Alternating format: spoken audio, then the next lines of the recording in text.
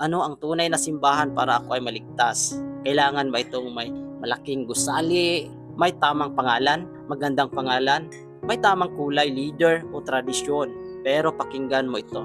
Hindi kailanman sinabi ng Diyos ang kaligtasan ay makikita sa pangalan ng isang organisasyon.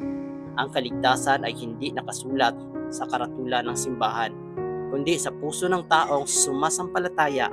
Ang tunay na simbahan ay hindi gawa sa simento. Ito ay binubuo ng mga taong tunay na sumusunod kay Jesus Christ.